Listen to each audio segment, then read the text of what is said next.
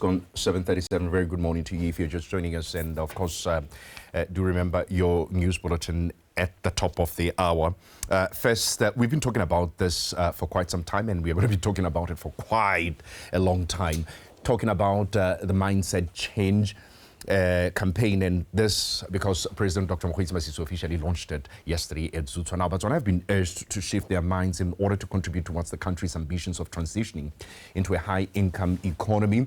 As the National Mindset Change campaign was launched yesterday, we look into it, explore it, a bit, try to find whether it's something that we can make tangible for you, and try to find out how you can fit it. If you can fit in into the entire picture. Well, leadership strategies and global speaker and author Re Mumpuluki Makwana joins me in the studio. Thank you so much for joining us on the Daybreak. Mindset change. Yes. It's an intangible thing that we are talking about. How do we get people to understand it and internalize it? Yes, sir. Thank you so much for hosting me. And I'm happy that you're asking the question, how? Because for the past 10 years, I've been working with teachers, I've been working with business people, I've been working with employees, I've been working with the youth, you know, in the pursuit of mindset change. And when I saw that the president now is putting it on the fifth leg in the reset agenda, I was very excited, because I realized that most of the time we are looking at tangible things, but we underestimate the power of intangible things that creates what we see. All the things we see today, they are created out of the force of the mind. And when you are able to take care of the mind, you will see the things around us changing. And sometimes I know, as a leader like he is today, when you are looking at, you're expecting something maybe tangible you can see, but the mindset change is what took countries like Singapore, what took countries like Rwanda, we know it, what took countries like Dubai, the desert we knew, to where they are today. It all started with the mindset change. And I'm happy that this morning we're having that discussion. How do we get to that point, though, mindset change, where we can all understand it? Maybe people higher up know what they are talking about, understand what they are talking about. Do we understand on the ground? Yeah, I think what is happening right now, I'm seeing a massive awareness on people now being aware of the way mindset change. But it's something that we have been living with, just that we are not aware of. When we are working with people today, when I work with professionals, whether individuals or business leaders, executives, or just on Botswana at home, on RB2 we have a segment called Empowering Your Vision since 2016. And I was teaching them to say mindset change is just how you are living. The way you are living today at your home, the reality you have, how much you are earning as a family, how your kids are being raised, how your cattle even go the way you are raising them. It's a way of life you've cultivated. It's a mindset. A mindset. Yes. Mindset is just how your mind has been set yes. to do things the way you are doing them. Today, the president just said, no, we are living with the mindset, but we are realizing that we are not prospering. We are not making even profits out of the cattle, maybe $100 but we can't even start a venture of a business out of it. We have been living with diamonds, but we are seeing young Botswana now, piece by piece, now venturing into now to say, I want to study on mining, to come and set a venture on diamond polishing. You see, so the mindset is just the way of life, our values, our beliefs. It's a mindset.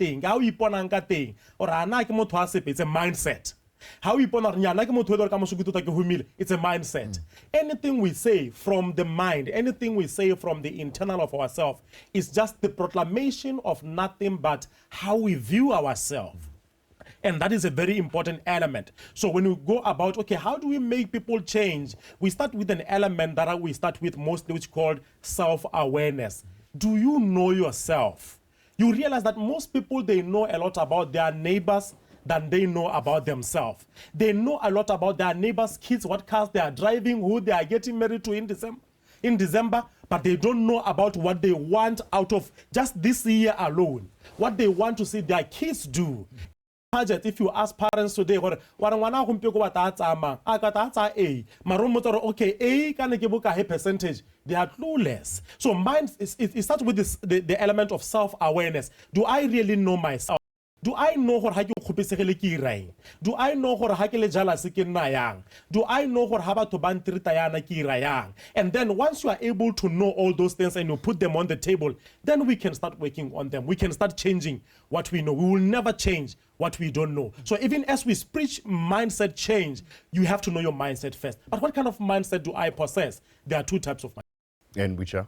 Which are the fixed mindset and the flexible mindset. The fixed mindset caring, nothing will ever happen in one of these here, embrace your greatness, where I was saying create your own economy and do something for yourself. I realize that most people, they don't do something for themselves because they are in the fixed mindset. Oh, someone has to come to change. Maybe the president has to come and change. Maybe someone and our counselor, they can change things around. Things don't change around you if you're not changing on the internal. So that's the fixed mindset. I can ira se pa gona batho ba ka ira ndo tseo. Nya na mo family ya rona ha gona motho ke la re ka koloi re itheka di second hand hell. Fixed mindset. Flexible mindset caring, it has never been done, but I am going to do it. When I went to Finland in 2015, I realized that to move from a fixed mindset to a flexible mindset, sometimes exposure is important, not sometimes, it's very important. Information is important. Who you hang around is important. So I saw young people doing things. I saw young people farms. A young man like me when I was in school, when he was running a farm and selling to big corporations. I was going here, no, it's just let's go for holiday. And you're going to his holiday farm. Then I realized that there's something lacking. It's our mind, how we think. So when we came back, we set up a rural program called Empowering Your Vision, teaching people to move from this fixed mindset to a flexible. A flexible one is that it has not been done, but we can try. We don't know everything else, but we can do something. We don't have all the resources, but we can do. We don't have the young people today who have set up big companies to do mining, but we are going to challenge for an increment on our value of diamonds. That is the flexible mindset. It's not like people have everything in place. The mistake we make is to think that people with flexible mindset, they have certain things inside of them that are inserted, chips or something that are inserted to them to think differently. No, they have accepted that if we don't challenge ourselves to do things differently, if we don't challenge yourself for but you don't challenge yourself just to wake up an early before than you are doing. Last year you were waking at 8. Why not wake up at 7 and do some exercises before work? Exercise will boost your productivity. These are the small things that flexible mindsets people that are willing to adopt. To what extent do laws that we have affect this very concept that we are talking about, mindset change? Because you may be there at home thinking, okay, I've got to do things differently. I'm going to change 1, 2, 3. But then you find that the way things have been crafted, we are still living in that system that forces you to think the way you want to, in a way that you want to change. Yeah. I'll go to the law, but mostly when I work with professionals, more than 10,000 people right now we have worked with, even beyond Botswana, is that I always start with the thing, tell your neighbor that I'm the problem. We are the problem most of the time. Before we can think about the law, before we can think about infrastructure, before we can think about opportunities available, man, you can take a horse to the river, but you can't force it to drink water.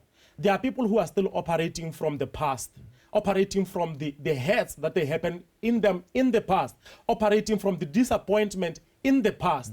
And most of people, they start experiencing the liberation to do what they've always wanted to do when they accept that they are the problem.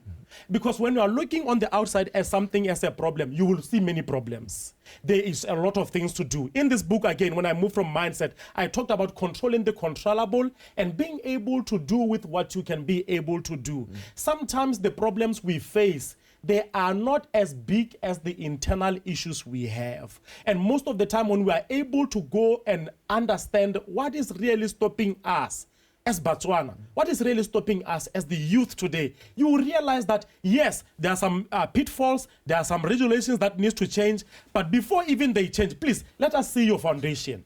Before they even change, let us see these 2 cattle that you are talking about.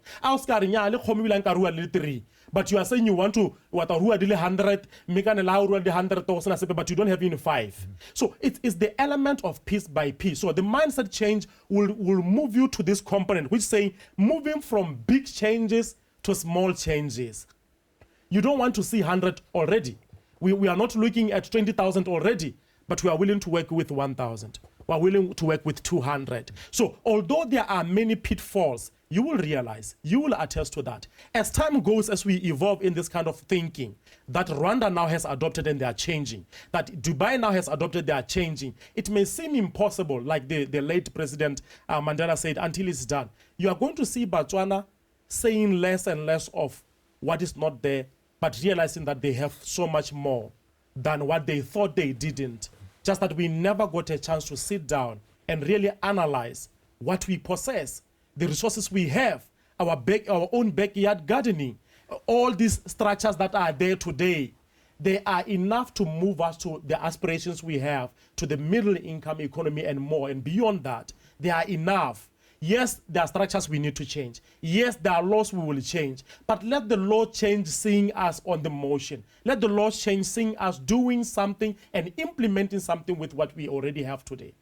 Somebody at home, we've been talking about what it is that they need to do. Yeah. But collectively as a nation, is there anything that we can say, all right, this is where we are headed?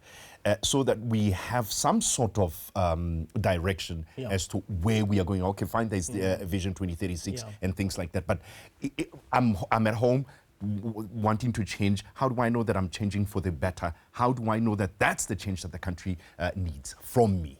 Yeah, there's always a benchmark. And I've seen a lot of transition from now, even after dealing with the pandemic of COVID, the exposure that the country we are bringing to expose people to business people, to expose people to what other people are doing. And that's a very important element. We don't want to just sit in Monaladau and say we do things just the way we are doing them. Next, neighboring communities are doing better. As I was in junior school, there was a community for us in Mubira that we knew it was a benchmark for cleanliness, Matatan. That is just a way of looking around who are doing things better, who are being progressive in their farming today. There's an organization that has been set in Malta where they are collecting people and they are farming together, and then after they farm, they share profits. That's a benchmark. I've seen other communities all the way even from Kasane coming to benchmark. It's a benchmark. Let's be honest. There are Botswana who are doing things better. There are Botswana who are making money where we say there is no money. There are businesses that are run, that are making money where we say no business are remadi. Even in the same industry you think you are doing, it's an element of doing away with one of Lihuha, Tsele, jealousy. We put them aside and say, you are doing much better. You are presenting better. I would like to learn how to present you better. Most people today with the mindset they have, they would rather pray for you to die than to learn from you. So it's very, very important so that they get a job. So it's very important to be honest and look around and say, who are doing things better? We benchmark from them. We grow piece by piece. Before we know it, we will be amazed of how much we can be able to do. So benchmarking is key. Number two, surrounding ourselves with expertise. Learning is important, not just in school. Being able to say, Hakiti Sepeka farming, let me submit myself to the programs that are available to learn how to farm better. Not on wako causing how wako ocholaudira sononzo. That is the lacking. And worrying, I want to say, but the problem is you. Remember, I am the problem. The problem is you. So being willing to submit yourself to learning and being able to come back and implement. Don't lie. When you trace back 2 years later, 3 years later, you are going to see a significant change. Is there something that we can learn from the examples that you gave, the Singapores, the Rwandas, etc.? How were they doing it? How was it able to catch on to citizens? Let's take the close person here, not even Singapore or Dubai. Let's go to Rwanda. Rwanda some years ago, just less than 20 years ago, they were coming from a genocide. And the mindset of Paul, when he came back, he said, no, I need to revolutionize people to realize them that they have what it takes to build their country. They can build their own cars. They can build their own infrastructures. We have seen some of young Botswana here, entrepreneurs going to settle in Rwanda. They've been accepted with all hands. Not because, oh, you are coming from this country, you are taking our jobs. No, they understand the economic activity that is brought by entrepreneurship. So young Botswana, even they are there doing enterprises. It all started with, we are capable. What my wife will talk about, because she's more into diplomacy and research, open the open approach with regards to economy, and then the inside approach. We can look at other people as our saviors, that they will come and save us, but there's also the approach of looking at ourselves, that we as Botswana, we can start enterprises. That is why when they were talking about the mindset change, I was doing a mini research on my side. I said there are different sectors that we must think about when we're talking about mindset change. We must be able to pull on the leg of entrepreneurship.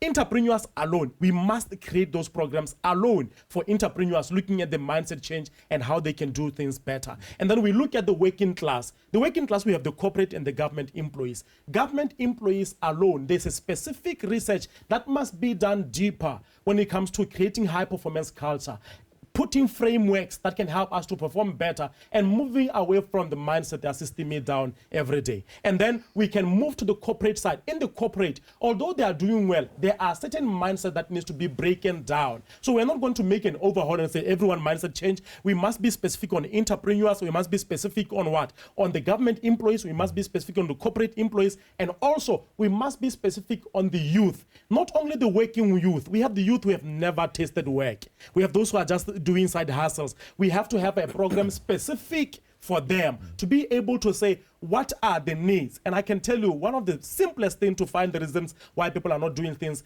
is just to sit down and call them and say, what do you want us to do? Just that alone. What do you want us to do? What kind of an answer would you get? You are going to get the answer of people who are hungry, but they feel like there are certain limitations that needs to be broken down. Right. Now, for a Botswana who was listening to the president yesterday, waking up today, what would you say to them with regards to changing their mindset? This is, it's like a throw in the ocean. It has a ripple effect, and it's going to take time. It's not going to be a change overnight.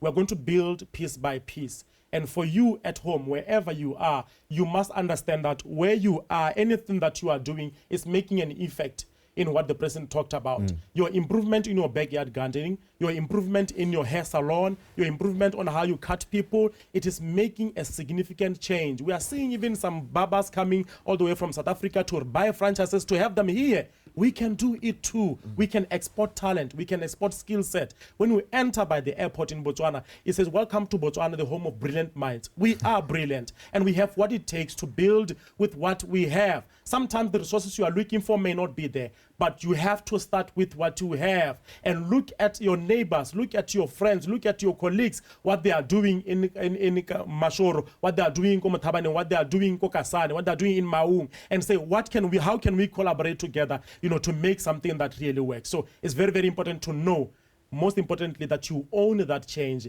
in whatever you are doing. You own it, and it becomes your reality. We are not saying mindset change for certain people. It's for you. Then that will really make a difference. Own that change. All right, we're going to have to leave it there. Mokgweetsi Makwana, leadership strategist and global speaker and author. Thank you so much for coming through to the Daybreak. Thank you so much, sir. Right. That's where we're going to have to leave it. We're going to take a quick break. When we come back, your news bulletin.